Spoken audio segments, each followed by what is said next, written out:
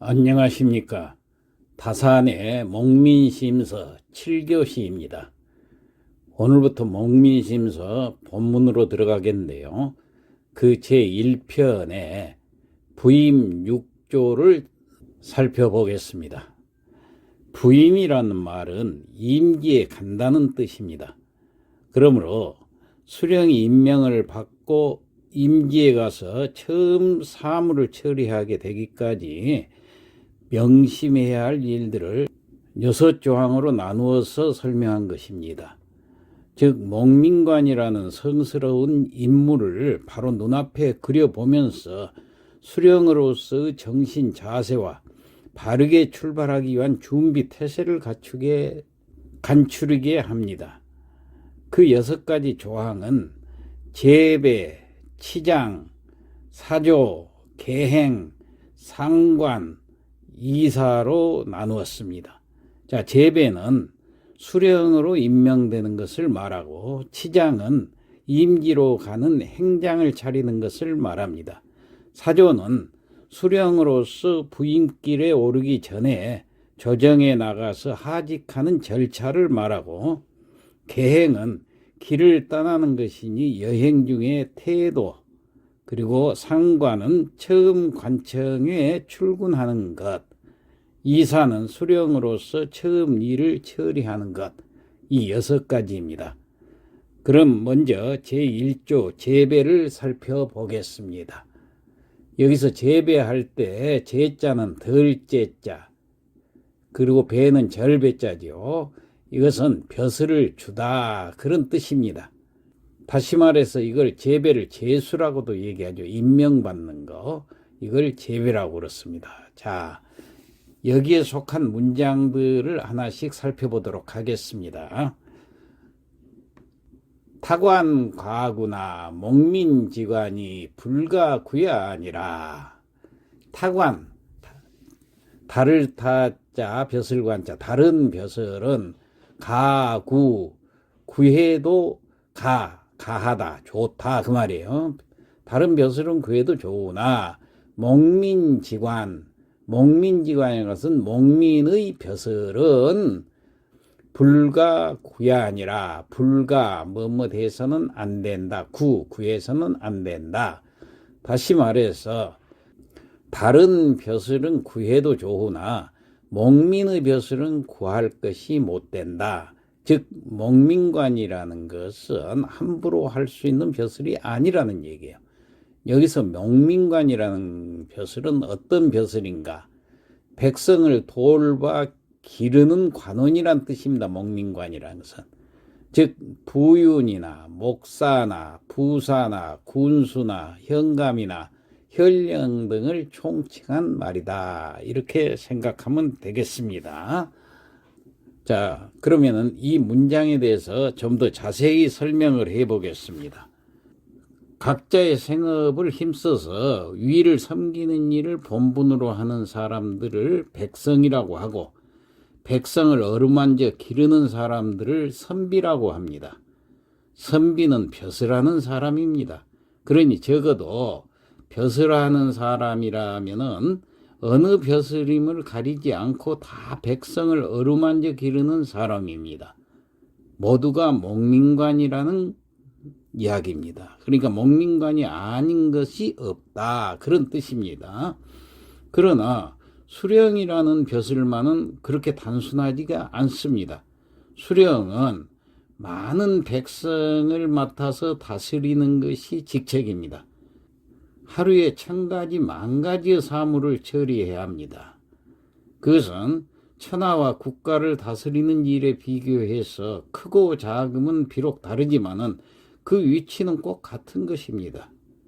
이러한 수령의 벼슬을 어찌 스스로 희망해서 요구할 수 있겠는가?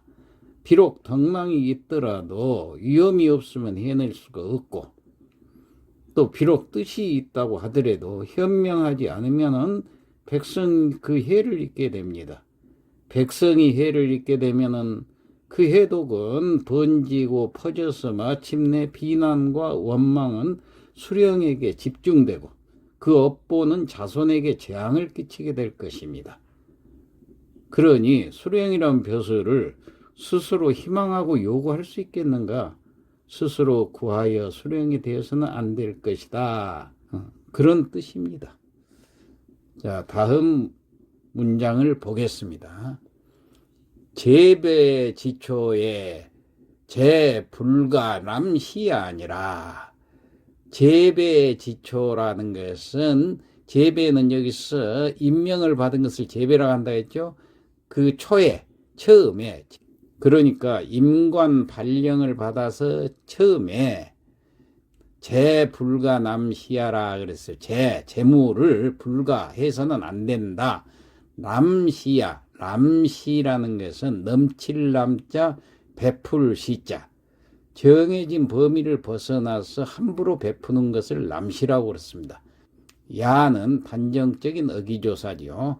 그래서 이것을 다시 해석해 보면은, 임관 발령을 받아서 처음에 재물을 함부로 나누어 주거나 써서는 안 된다 그랬습니다. 자, 요거에 대해서 좀 더 자세히 또 설명을 해 보겠습니다. 처음으로 수령에 임명되면은 갑자기 가슴이 설레이고 마음이 부풀어 올라서 일종의 흥분 상태에 빠지기 쉽습니다.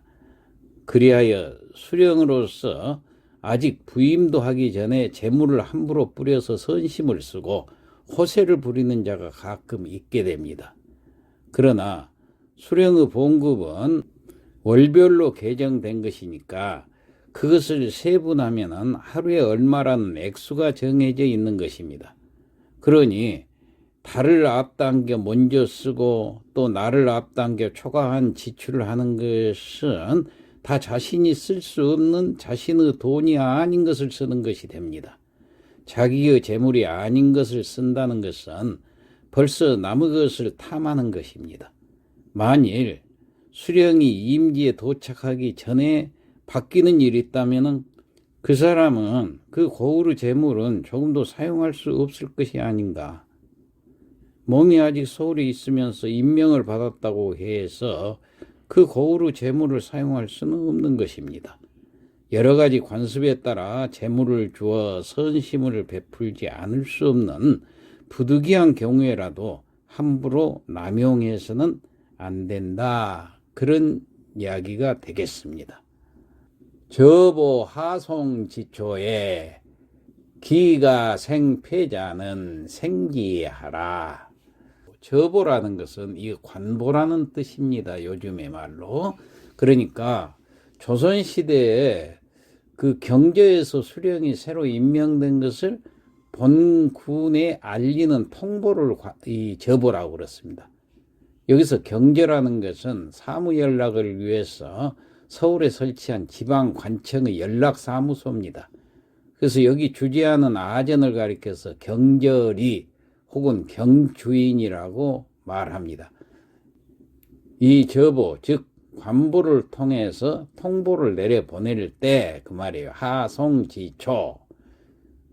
하송은 내려보낸다는 얘기예요. 그 관보를 처음으로 내려보낼 때 기가 생패자라 그랬는데, 여기서 패자라는 것은 폐해가 될 만한 일은 생이라는 것은 생략하다 그 말이에요. 살필 성자, 생략할 생자 두 가지로 사용되는데 여기서는 생략하다는 얘기예요.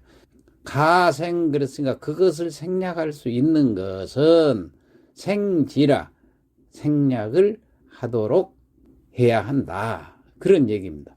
이걸 다시 해석을 해보면 경저에서 통보를 내려 보낼 때 폐해가 될 만한 일은 될 수 있는 데까지 생략하도록 지시해야 된다. 이런 뜻입니다. 자, 이 말을 좀 더 자세히 설명하자면은 수령이 새로 임명되었을 때 그를 영접하는 절차를 가리켜서 신영예절이다. 이렇게 얘기를 합니다. 이 신영예절에는 어떤 것이 있느냐 하면은 첫째로 선물을 올리는 일, 둘째로는 관청의 사옥을 수리하는 일, 셋째로는 기치를 들고 영접하는 일, 넷째로는 풍헌 약정의 문안, 다섯째로는 중로의 문안 등의 그 절차들이 있습니다. 그 중에 폐단이 될 만한 것으로서 생략할 수 있는 것이 많을 것입니다. 자, 경제에서 사람을 보낸다는 보고가 있을 때 미리 본군의 그 수석 아전에게 명령을 내려서 선물은 술 한 병, 포 한 조각으로 하고 다른 물품은 일체 올리지 말 것, 또 관청의 수리는 부임한 뒤에 지시를 기다려서 시행할 것, 또 고을에 들어가는 날 군경에 들어가는 군의 그 경계에는 다만 기 2쌍만을 사령을 시켜서 가지게 하고 그 밖에 모든 것은 다 생략을 할 것. 읍내거나 촌이거나를 막론하고 한 명의 군졸일지라도 신형을 빙자해서 금품을 강요하는 행위는 특별히 언금할 것. 외촌의 그 풍헌이나 약정, 풍헌이나 약정은 지금 같으면 면장이나 이장 같은 이런 사람을 말합니다. 그리고 군관 등은 모두 중로 문안을 그만두게 할 것. 다음에 수령 행차가 오리거리에 도착할 때 한번 문안하게 하고 물품을 올리는 일은 하지 못하게 하라고 지시를 해야 합니다. 종래에는 이 신형 예절 때문에 또는 그것을 빙자해서 많은 그 폐해가 있었던 것입니다. 이것을 사전에 하지 못하도록 명령을 하라는 것입니다. 자, 그러면은 오늘은 여기까지 하고 마치도록 하겠습니다.